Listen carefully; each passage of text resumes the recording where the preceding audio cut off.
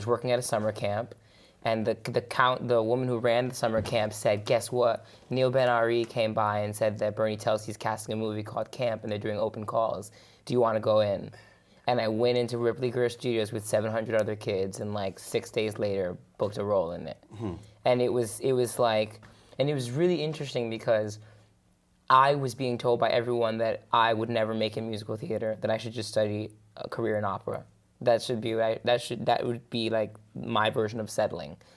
And it was just really, really interesting that 3 weeks out of high school, the universe conspired and brought this other opportunity into my life that was the direction that my heart wanted to go in, but my mind was telling me not to.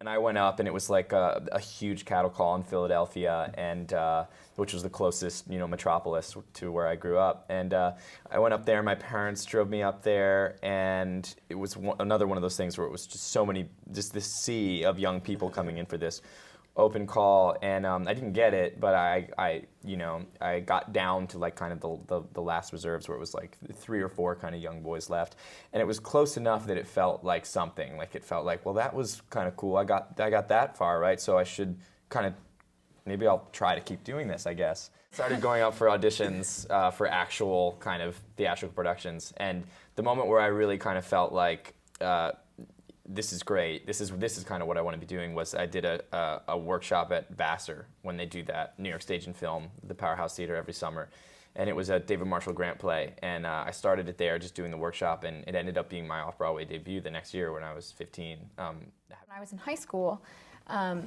Francis Ford Coppola, of all people, decided to write a musical, and produce it and direct it in Orange County, with real high school students of Gidget the musical. And he came to my high school and auditioned a bunch of girls, and I got the role of Gidget.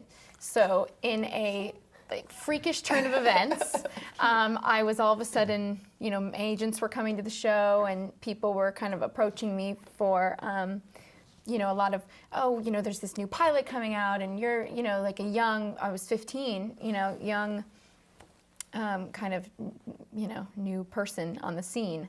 So I really threw myself headfirst into the LA grind and 2-hour drive up and back every day. My mom and I just doing homework in the car and changing into my tights on the way back.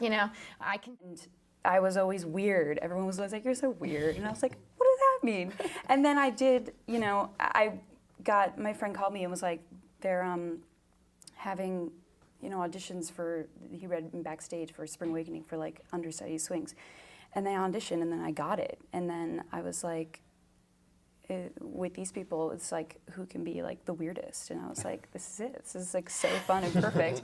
But, but I wasn't, honestly, and then I sort of was, it just, then, I'm sorry if I'm jumping ahead again, but then I sort of got an audition for this other off-Broadway show, and I was like, what? Like, I'm staying on Broadway.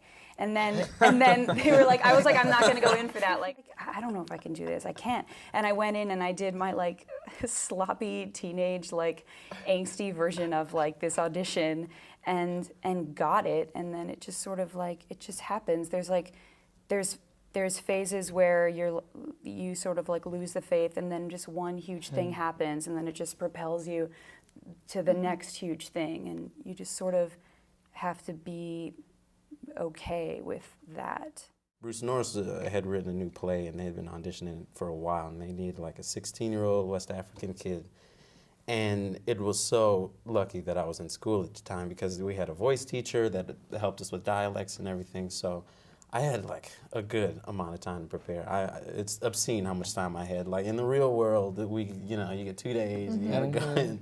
But so I was able to work with her and the accent, and I went in there, and I think I heard the next day, and that was my first professional show. And then that was during the summer. I think that was 2007 or something like that. And then I went back to school, and during the winter, our winter break, they called me in to do a reading, and Martha Levy, the artistic director, was like, come on, have a meeting with me before your reading with Tracy Letts. And I was like, okay, what's going on? And my friend at the time was like, they're probably going to make you an ensemble member. And I told them they were stupid. I said, that was a stupid thing to say. It's never going to happen. And that's what it was. It was her and Amy Morton, and they were like, look, we're bringing in some new people to breathe life into the ensemble and kind of diversify and, you know, move with the times, and we want you to join. And, you know, that I didn't even know that that's what people did at the time. I didn't know what regional theaters were. I didn't know, you know, what acting companies were. And it was just like someone saying, come on and be our family and do the thing that you love to do with us. It was an amazing moment. And then I had to pull myself together and go do a reading with Tracy.